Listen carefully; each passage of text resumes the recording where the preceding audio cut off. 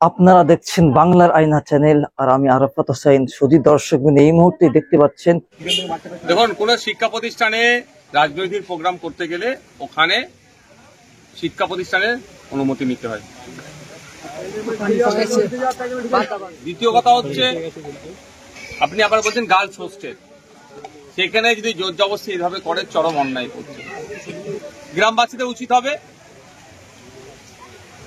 মাদ্রাসা কর্তৃপক্ষকে চিঠি লেখা, অভিভাবকদের উচিত হবে এর জবাবদিহি করা। আর আমি একজন বিধায়ক হিসাবে আমাকেও অভিভাবকরা জানাক যে এই দুরবস্থার কথা, কোন কোন জায়গায় এটাকে পৌঁছানো যায়, এই দুরবস্থা কিভাবে আটকানো যায় তার চেষ্টা করবো। শওকত মোল্লা সাহেবরা যত রকম অপকর্ম আছে সবটাই তারা করছে। ইতিপূর্বে আমরাও চেয়েছিলাম চালতাবেড়িয়া ওই মাদ্রাসার মধ্যে রাজনৈতিক প্রোগ্রাম করার জন্য, আমাদেরকে বারণ করা হয়েছে যে এই শিক্ষা প্রতিষ্ঠান থেকে আমরা রাজনৈতিক কোনো প্রোগ্রাম করতে দেবো না। তাহলে আগামীতে আমাদের করতে দিতে হবে। তবে হ্যাঁ, আমরা ওই গার্লস হোস্টেলের ভেতরে ঢুকে প্রোগ্রাম করব, সে অপকর্ম দুষ্কর্ম আমরা করবো না।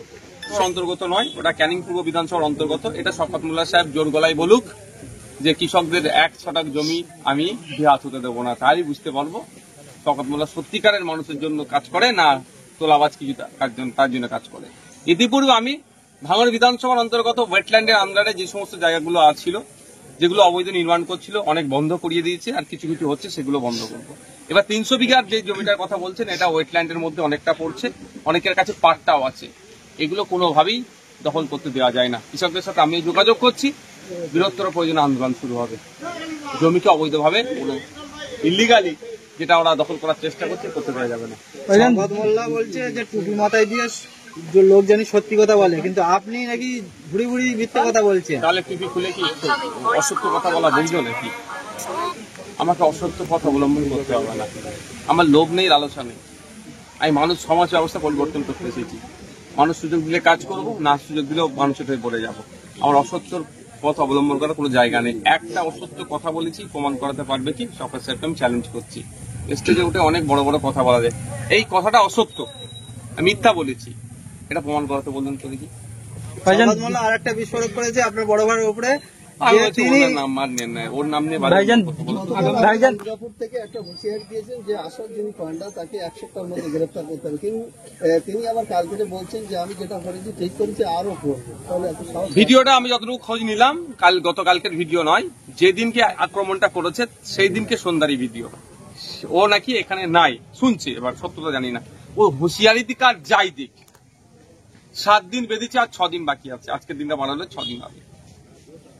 গণতান্ত্রিক প্রক্রিয়াতে বৃহত্তর আন্দোলন শুরু হবে। সম্প্রীতির মাটি, ঐক্যের মাটিকে যারা বিনষ্ট করার চেষ্টা করবে, বাংলায় তাদের ঠাঁই নাই, তাদের জেলের মধ্যে রাখতে হবে। আপনাদেরকে আমি একটা খবর পেয়েছি, এখন আমি এটা যাচাই করছি। ওই যে পরিজাত গাঙ্গুলি আসানসোল দুর্গাপুর ডেভেলপমেন্ট অথরিটির যিনি চেয়ারম্যান আছে, তার সাথে পরিজাত গাঙ্গুলির জন্মদিনে তিনি কেক কাটছেন একসাথে। চেয়ারম্যানটাকে তৃণমূল কংগ্রেসের লোক, মানে ভাবতে পেরেছেন? তাহলে হয়তো ওর সম্পর্কটা গভীরে আছে, ওই জন্য পুলিশ অ্যারেস্ট করতে পারছে না বা করছে না, ওসব আমাদের জানা নেই। আমরা চাইবো মেন কালপিট পরিজাত গাঙ্গুলিকে গ্রেফতার করতে হবে। 1 সপ্তাহ সময় দেওয়া হচ্ছে। যদি না গ্রেফতার করে, যদি মনে করে হরিমোহন সিং চাঁদপুর ভুলে গেছেন নাকি, মহেশতলায় মেটিয়াপুর যে ঘটনা ঘটেছিল, হরিমোহন সিং হচ্ছে মেন কালপিট ছিল।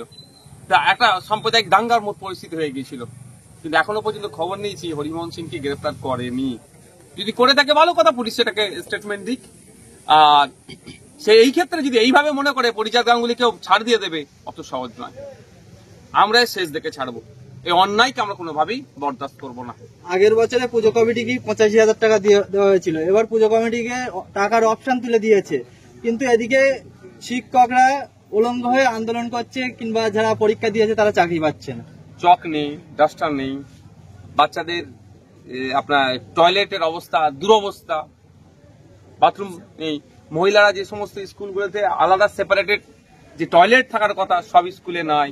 যদিও আছে, সেখানে পানীয় জলের দুরবস্থা, নোংরা, বাচ্চা থেকে বড় মহিলারা ঠিকঠাক ওটাকে ইউজ করতে পারে না। এই ক্ষেত্রে কোনো কথা নেই। হসপিটালে বেড নাই, ঔষধ নাই, সেলাইন নাই, এখানে কোনো কথা নেই। মমতা ব্যানার্জির এখন দরকার হিন্দু ভোটের। মুসলিম ভোট বিজেপির ভয় দেখিয়ে ঝুলিতে কিছু ভেবেছে ভরে নিয়েছি। দরকার এখন কিছু হিন্দু ভোট। সেই জন্য জগন্নাথ ধাম করতে হবে, দুর্গা অঙ্গন করতে হবে, দুর্গা উৎসবে টাকা বাড়াতে হবে। হিন্দু ভাইয়েরা মমতা ব্যানার্জির বিপক্ষে যাচ্ছে বলে এত তারা অফার পাচ্ছে, মুসলমানরা মমতা ব্যানার্জির বিজেপির ভয় দেখে কোলে ব্যাগে ভরে নিয়েছে। ওই জন্য ইমাম ভাতা 2012 সালেও ছিল 2500, আর 2025 সালে ওটা মাত্র 500 টাকা বেড়ে হয়েছে 3000।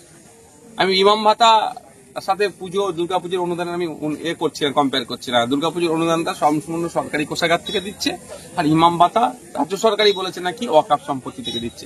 কিন্তু আমি ওটা বলছি না, আমি যে বাড়ার কথাটা বলছি, যে আপনার তখনই আপনার গ্রহণযোগ্যতা হবে, তখনই আপনাকে সম্মান দেবে যখন আপনি আপনার ভ্যালুটা শাসককে বুঝাতে পারবেন যে আমার মূল্যবান ভোটটা তোমার পক্ষে যাবে না যদি আমার এই না করো।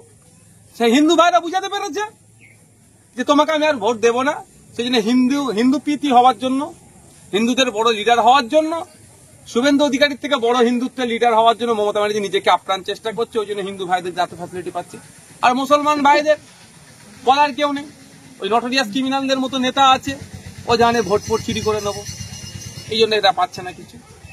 উল্টে কি হচ্ছে, মার খাচ্ছে। বৈধ কাগজপত্র থাকার পরেও দুর্গাপুরে থানা থেকে 2 কিলোমিটার দূরে 2 ঘন্টা ধরে তাণ্ডব চালিয়েছে পুলিশ, এসে তাদেরকে উদ্ধার করেনি।